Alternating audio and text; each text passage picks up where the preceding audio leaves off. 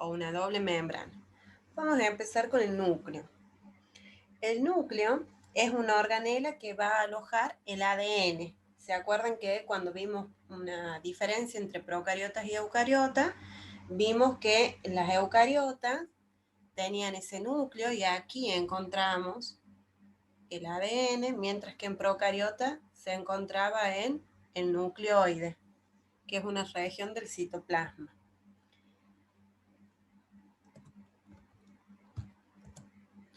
Van a ver que el núcleo tiene diferentes formas. Pueden tener una forma esférica, pueden tener una forma aplanada, puede ser polilobulado. ¿Qué significa polilobulado? Que tenga muchos núcleos, como por ejemplo en este caso es el neutrófilo, que esta célula la encontramos en la sangre. Puede ser bilobulado, tenemos dos núcleos. Este caso es un eosinófilo también, lo encontramos en la sangre. Hay algunas que son anucleadas, por ejemplo también esta que ven acá, que son los eritrocitos o glóbulos rojos, que no poseen núcleo. Y algunas pueden tener un solo núcleo, como por ejemplo la neurona.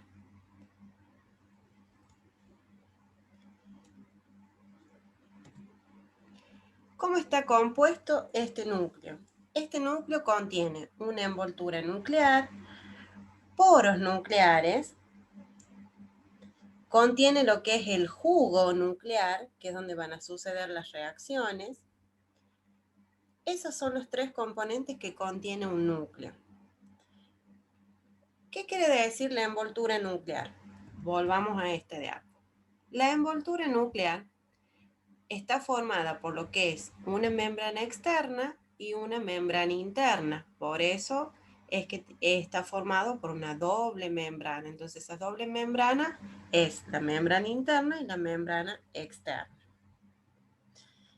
También acá ven los poros. ¿Y quién le sigue al núcleo? El retículo endoplasmático. Por ello es que vamos a ver que en la membrana externa podemos encontrar ribosomas adheridos. ¿Por qué? Porque es la sucesión del retículo endoplasmático. ¿Está?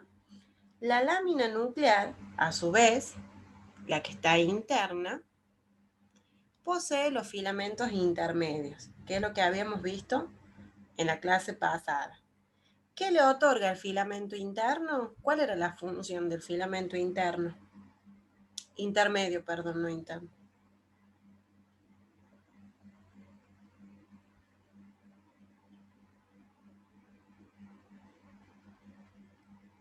Era de otorgar resistencia, ¿sí? Y acá, además de realizar esa función, va a establecer la forma del núcleo. ¿Vamos bien hasta ahí? Vamos a los poros nucleares. Los poros nucleares están compuestos por una pared que tiene 8 columnas proteicas y fíjense que este poro nuclear sobrepasa lo que es la membrana externa y la membrana interna. ¿Por qué estaban constituidos los poros? Que lo vimos en membrana plasmática.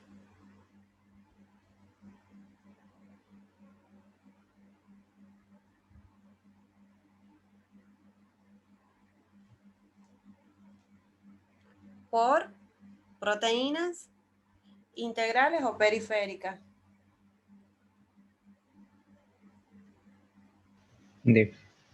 Integrales. Integrales. Bien, contiene además proteínas de anclaje, que son las que van a agarrar las columnas de las enzimas nucleares. Tenemos proteínas radiales, que va a actuar como un diafragma, que le va a permitir que este sea grande o se achique ese poro. Eso significa que actúa como un diafragma. Y tenemos las fibrillas proteicas. Eso es muy importante, las fibrillas, que son las que se proyectan hacia el citosol. acá por ejemplo. Esas fibrillas forman las nucleoporinas. ¿Qué función tiene esta fibrilla? Es cuando veamos división celular, van a ver que desaparece la envoltura nuclear y desaparece gracias a las fibrillas nucleares. Luego habíamos dicho que tenía ese jugo nuclear.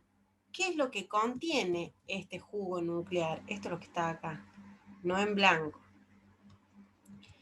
Lo que contiene ese jugo nuclear son agua, iones, sales, tiene proteínas, tiene enzimas y es el lugar donde van a ocurrir las principales reacciones enzimáticas del núcleo. ¿Cuáles son las principales reacciones que se producen allí? Vamos a ver duplicación, que cuando se divide la célula está en una fase S, eso es pregunta de examen, igual lo vamos a ver en división. Y también participa lo que es la transcripción. Eso es lo que vamos a ver hoy.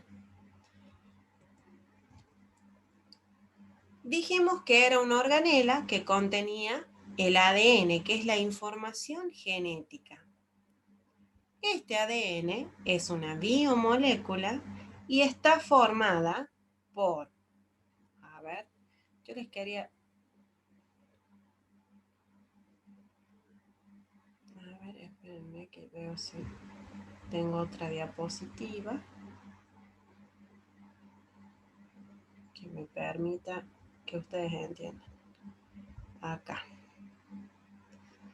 Yo antes daba biomoléculas, pero la dejamos para el profe de química esta vez.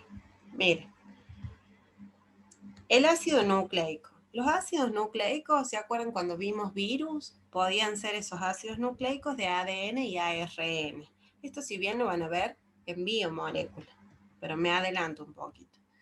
El ADN tiene una estructura simple, un monómero. ¿Sí? ¿Cómo está formado? Está formado por una pentosa, es decir, un azúcar de 5 carbonos, que en este caso se llama desoxirribosa.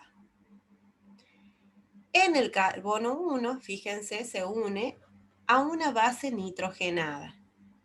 Esa base nitrogenada pueden ser, ya les escribo acá, se llaman así, adenina,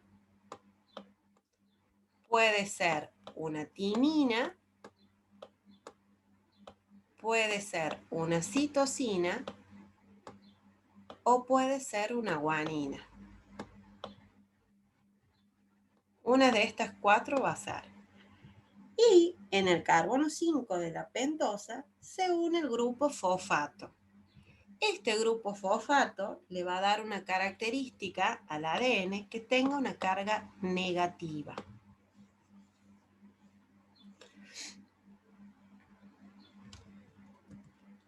A ver si puedo bajar. Bien, acá tienen. Pregunta de examen. ¿Cuáles son las bases púricas o purinas y cuáles son las bases pirimídicas? Hace un ratito les dije que esa base que se unía en el carbono 1 de la pentosa podía ser adenina, timina, citosina y guanina. Eso es en ADN. ¿Está? ¿Cuáles son las bases púricas? Adenina y guanina.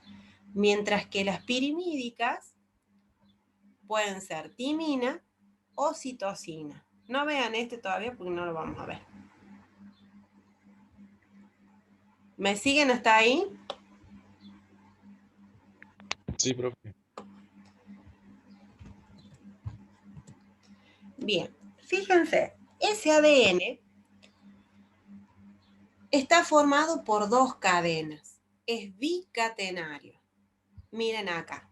Acá tenemos una cadena y acá tenemos la otra cadena.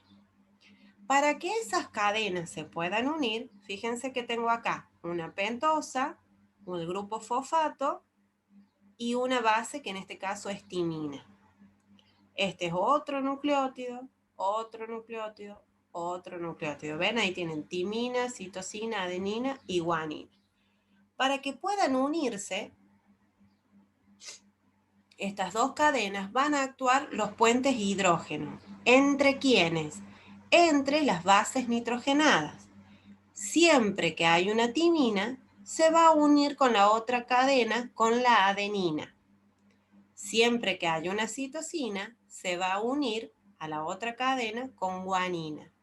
Van a ver que algunos profes suelen decir Aníbal Troilo y Carlos Gardel, para que ustedes se den cuenta quién está uniendo con quién.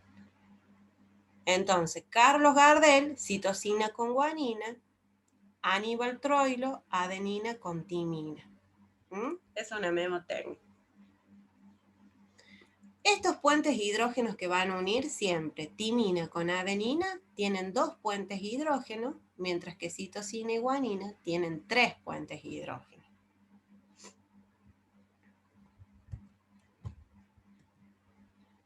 Bien, ¿hasta ahí van bien? Así Sí. está compuesto este ADN. Entonces, ¿qué es? Es una molécula bicatenaria o una biomolécula bicatenaria formada por 2 cadenas. Esas cadenas contienen monómeros, que lo que vimos acá, que son los nucleótidos. Esos monómeros se llaman nucleótidos. ¿Cómo está formado un nucleótido? Por una pentosa, por una base nitrogenada, que puede ser una púrica o una pirimídica. Recuerden las púricas, adenina y guanina. Pirimídicas, citosina con timina. Y un grupo fosfato. Pero además de unirse por complementariedad de base, que es lo que acabo de decir, citosina, guanina, adenina con timina, eso es complementariedad de base. Estas cadenas son antiparalelas. ¿Qué quiere decir que sea antiparalela? Y esto es pregunta de examen. Esta cadena, fíjense, comienza con el grupo fosfato. ¿Ven acá? Ese grupo fosfato. ¿Qué dijimos hace un ratito? Que este grupo fosfato estaba en el carbono 5 de esta pentosa. Fíjense cómo termina. Se une por un enlace fosfodiéster al siguiente nucleótido, por un enlace fosfodiéster con el otro nucleótido y así. Estas se van uniendo por enlace fosfodiéster. Y fíjense que termina acá. Va a terminar esto que ven acá, que es un grupo oxidrilo. Termina entonces en el carbono 3. Como termina este oxidrilo o esta cadena en este oxidrilo que está en el carbono 3, se dice que esta cadena va de 5' a 3'. ¿Se entiende eso? Sí. Bien. Y fíjense la otra, está como dada vuelta, está al revés, es antiparalela a la que vimos hace un ratito. Comienza en el oxidrilo que está en el carbono 3, entonces vamos a decir que esta comienza en 3', y fíjense, termina en el grupo fosfato que está en el carbono 5. Entonces esta va de 3' a 5'. Entonces, el ADN está formado por nucleótidos. Recuerden cómo está formado ese nucleótido, cómo se une estas 2 cadenas para formar esta macromolécula bicatenaria por complementariedad de base y son antiparalelas. Bien, chicos. Veamos ahora el ARN. ¿Qué tengo? En vez de tener, hace un ratito, vuelvo a en vez de tener una desoxirribosa, es decir, un azúcar de 5 carbonos que sea la desoxirribosa, vamos a tener la ribosa, en este caso. También se unen bases al carbono 1 de esa pentosa y también se une al carbono 5 este grupo fosfato. ¿Cuál es la diferencia entre ADN y ARN? Van a ver que hay un cambio de base. ¿Cuál es esa base que cambiamos? Van a cambiar timina por uracilo. ¿Ven acá? Esto. Ahí tienen ahí ARN y las bases que forman. Entonces siempre se va a unir guanina con citosina, Carlos Gardel, pero Aníbal Troilo ya no va a tener su T. Ya no va a haber adenina con timina. ¿Con quién se va a unir? Con uracilo. ¿Está? Otra cosita. Fíjense acá. Esta es una cadena simple, a diferencia de lo que vimos en el ADN, que forma una cadena bicatenaria. Entonces, el ARN se diferencia del ADN porque hay una pentosa, un azúcar de 5 carbono, que en vez de ser desoxirribosa, se llama ribosa. Cambiamos timina por uracilo y esta, en vez de ser bicatenaria, el ARN siempre es monocatenaria, una sola cadena. Tipos de ARN que van a ver. ARN mensajero, que es aquel que lleva la información desde el núcleo al citosol. El ARN de transferencia, que tiene esta forma de trébol, que va a llevar los aminoácidos. ¿Se acuerdan cuando vimos ribosomas? Que se unía a la parte A del ribosoma. Había alguien que llevaba esos aminoácidos. ¿Se acuerdan o no? Ya lo vamos a ver igual, no se preocupen. Es este, el ARN de transferencia, que es el encargado de llevar aminoácidos al sitio A del ribosoma. Y el ARN ribosómico, que habíamos dicho que a dónde se sintetizaba este ARN ribosómico.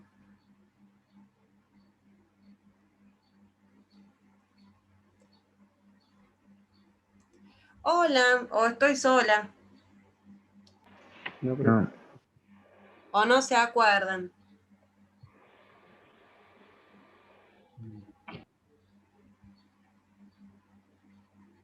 ¿Dónde se sintetiza el ARN ribosómico?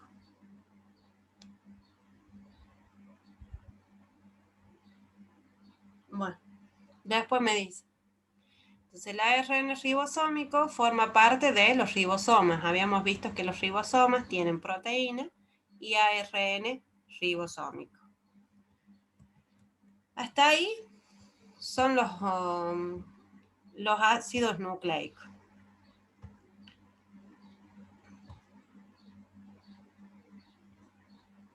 Bien, entonces acá estamos viendo la molécula bicatenaria y acá tienen esas bases con colores. ¿Qué van a hacer ustedes? Van a poner acá quién se une con quién y ahí tienen el color. Amarillo con verde, celestito con un rosado. Bueno, un poquito más de esto. Acá otra vez, cómo va formándose ese ADN. ¿Y qué habíamos dicho nosotros? Que ese ADN que encontramos en el núcleo estaba en forma de cromosoma. ¿Se acuerdan de eso? Diferencia de los cromosomas entre procariota y eucariota. Que alguien me diga.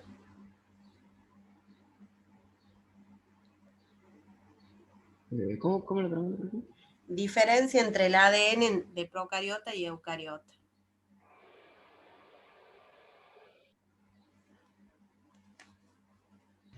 Que uno se encontraba en el centro y tenía un lugar específico y el otro andaba flotando por ahí. Bien, en el núcleo y otro en el nucleoide. Bien. Ambos forman la doble hélice que acabamos de ver. ¿Sí? ¿Y cuál había otras diferencias? Uno tenía muchos cromosomas, el otro un único cromosoma. ¿Qué más? Uno estaba desnudo, otro estaba unido a proteínas. Uno lineal y otro circular. Bien, bien. Esas eran las tres características de la diferencia entre un ADN procariota y eucariota. Y podemos sumarle la 4 que dijo sus compañeros, que dónde lo encontramos. Bien, bien. Para que este ADN forme un cromosoma, tiene que unirse a unas proteínas. Entonces, este ADN que encontramos en eucariota no estaba desnudo, estaban unidos a unas proteínas. Y esas proteínas se llaman histonas, ¿sí? Esas histonas, fíjense, se llaman H2A, H2B, H3 y H4. Forman entre ellas lo que llamamos octámero de histonas. ¿Qué quiere decir octámero? 8. 8. ¿Cuántas les nombré yo acá? 4. 4. Entonces quiere decir que si forman un octámero de histonas, hay 2 H2A, hay 2 H2B, hay 2 H3 y hay 2 H4. Pregunta de examen. ¿Cuáles son las proteínas histonas que forman el octámero de histonas? Estas van a nombrar. No me vayan a nombrar H1 que ya vamos a ver cuál es la diferencia. ¿Está? Esto entonces, estas histonas tienen una carga positiva. Hace un ratito yo les dije que el ADN tiene una carga negativa por el grupo fosfato que lleva. Fíjense acá, yo tengo esta doble hélice, ¿sí? Se une las histonas y formando ese octámero de histonas y me van a hacer más chico ese ADN. Esto que ven acá se llama fibra de 11 nanómetros. Cuando el ADN se encuentra en una fibra de 11 nanómetros, significa que se puede transcribir. Ya vamos a ver qué es transcribir, pero ahí únicamente quiero que me pongan que se puede transcribir. Luego, hay otras proteínas, o estas se van a ir uniendo aún más, fíjense acá, ya no tiene esta forma de collar de perlas, así le llaman, sino que tiene una forma de solenoide después acá. Esto es una fibra de 30 nanómetros. ¿Qué vamos a decir acá? Que cuando está en una fibra de 30 nanómetros está más compacto. Por lo tanto, acá no se puede transcribir. Luego van a participar unas proteínas no histónicas llamadas SARS, que lo que van a hacer es producir un bucle cada vez más corto o más compacto ese ADN. Y a partir de acá ya no se puede transcribir. Después, una vez que forma estas asas, van a empezar a formar estos bucles hasta formar el cromosoma. Entonces nosotros vamos a ver al ADN en su máxima compactación formando cromosomas. Y cuando tiene esta forma, yo no lo puedo transcribir. ¿Se entendió cómo vamos formando ese cromosoma? Fibra de 11 nanómetros, fibra de 30, fibra de 300 nanómetros, fibra de 700 nanómetros y una fibra de 1400 nanómetros cuando forma ese cromosoma. ¿Está? Bien.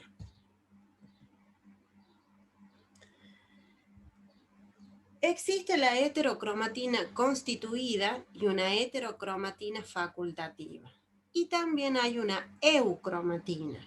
Cuando les digan eucromatina, es la verdadera cromatina. ¿Y qué será la cromatina? La cromatina es ADN más proteína. Es lo que vimos acá. Esto, a partir de acá, esto es eucromatina. Y a partir de acá es heterocromatina. La heterocromatina constitutiva, fíjense acá, carece de información genética, contiene ADN repetitivo. ¿Dónde lo vamos a encontrar? En lo que llamamos telómeros. ¿Dónde están esos telómeros? Un cromosoma tiene, esto también les pueden preguntar muy raro, pero una sola vez he visto que pregunten. Esto que tienen acá, las patitas, se llaman telómero. Y el que lo une acá se llama centrómero. Lo que sí preguntan es, donde encontramos heterocromatina constituida en los telómeros. Y la heterocromatina facultativa contiene información sobre todos aquellos genes que no se expresan. ¿Qué genes pueden ser? Y ahí les dice, inactivación del cromosoma X. ¿Cómo está formado? Un individuo masculino. ¿Qué tipo de cromosomas han visto? XX, XY, ¿cómo está formado? XY. XY. ¿Y la mujer? Creo que era XX. XX. Bien. ¿Dónde encontramos estos cromosomas? En las células gaméticas, en el óvulo y en el espermatozoide, ¿sí?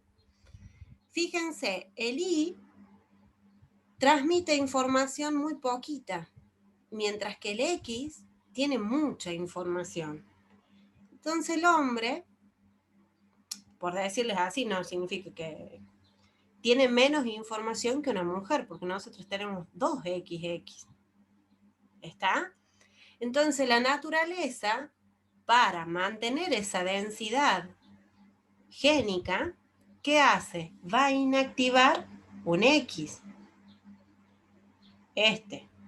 Y nosotros lo vamos a ver un poco más oscuro en unas tinciones y se le llama corpúsculo de Barr.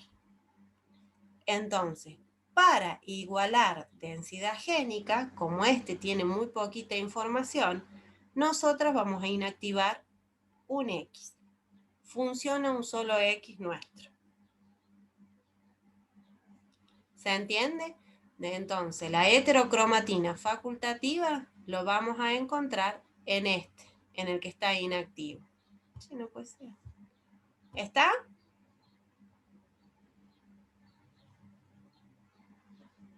Sí.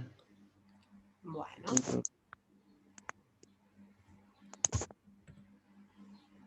Acá está. Esta es la forma de un cromosoma. ¿Qué tiene acá? Un centrómero, es el que está acá. Este cinetocoro son unas placas proteicas que están alrededor del centrómero. Tiene lo que son los telómeros y tenemos acá un brazo corto y un brazo largo. ¿Está? El telómero siempre se dice que es el brazo corto, el que está mirando hacia arriba. De acuerdo a donde encontremos el centrómero, vamos a clasificar a estos cromosomas en metacéntrico, cuando yo lo encuentre en el centro del cromosoma, no hay diferencia acá entre los brazos, ni el brazo corto ni el brazo largo. Fíjense, acá ya tengo el telómero o el brazo corto, más corto que el del brazo largo. Se llama submetacéntrico. Fue un poquito más arriba centrómero. El acrocéntrico queda más que todo las puntitas de los telómeros y el telocéntrico significa que está en el telómero y yo no le voy a ver nada al brazo corto, solamente está formado por brazo largo. Profe, Diga. ¿por qué sucede eso? ¿Esto? Esto es una clasificación en realidad de cómo se ha visto estos cromosomas. Entonces, de acuerdo a dónde tengo el centrómero, es el nombre que le pusieron, nada más, pero es en base a dónde se encuentra el centrómero. Bien.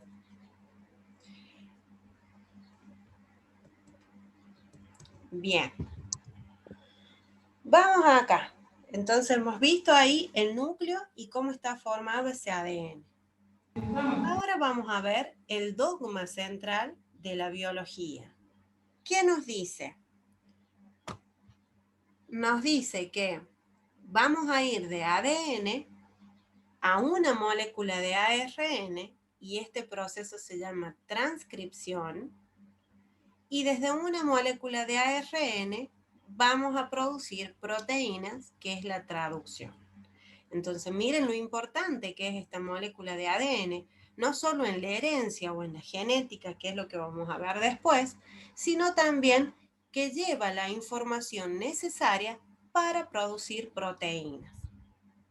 Para ello, entonces, este ADN se tiene que transcribir a una molécula de ARN y luego este ARN va a salir del núcleo y va a producir proteínas en un proceso llamado traducción. Bueno, ahí les puse lo mismo porque que son los diferentes tipos de ARN que vamos a ver. Fíjense acá, tengo la célula, tiene este ADN, ¿sí?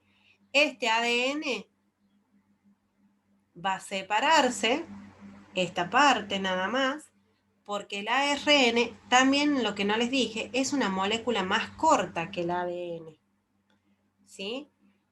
Para que la transcripción suceda, tiene que estar activa lo que es la ARN polimerasa. La ARN polimerasa es una enzima, es una proteína.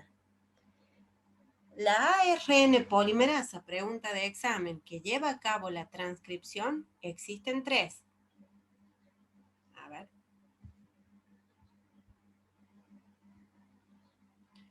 Existen 3.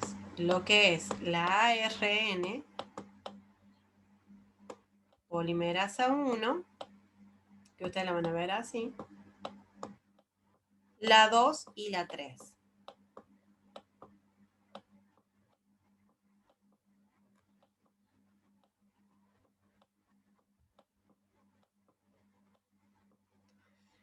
La que lleva a cabo la transcripción es la ARN polimerasa 2. ¿Qué sucede?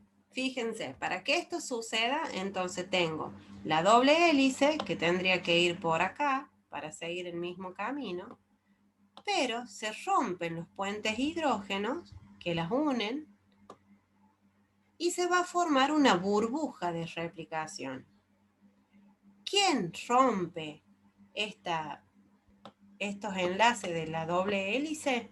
Una helicasa, así se llama una enzima que rompe los puentes hidrógenos. Entonces la separa y ahí viene la ARN polimerasa. ¿Qué va a hacer esa ARN polimerasa? Va a empezar a copiar esta información del ADN. Miren. ¿Cómo lo va a copiar? Y voy a cambiar el color por las dudas. Vamos a suponer que esta parte lleva la información de A, T, C, G, T, T, A. Es esta que está acá. Y dijimos que el ADN se unía por complementariedad de base. Entonces, esta cadena, ¿qué va a tener? T, A, estoy siguiendo esta, ¿no? G, C, A, T, y me parece que lo que escribí ahí fue una A, ¿no? Va una T acá. ¿Está? ¿Se entiende eso? Vamos a hacer un ejercicio, me parece esto. ¿Está, chicos? ¿Qué más dijimos? Que eran antiparalelas. ¿Esta dónde comienza? En 3', termina en, a ver, esta celestita clara, empieza en 5', termina en 3'. Esta en 3', 5'. ¿Está? Eso es lo que están viendo en este gráfico, ¿o no? ¿Se entiende eso o no? Sí, profe. Bueno, ahora saben qué, me voy a parar acá, porque esto por ahí les dan. Quiero que me hagan la cadena complementaria de la siguiente secuencia. G, G, C, A, T, T, C, G. Y les pongo acá 5' a 3'. Díganme cómo va a ser la complementaria de esta secuencia de ADN.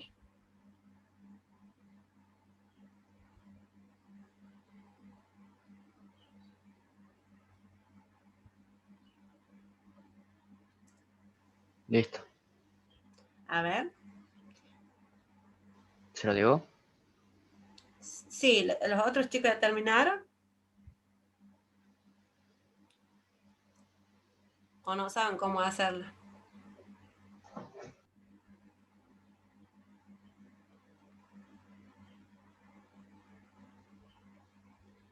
¿O la están haciendo?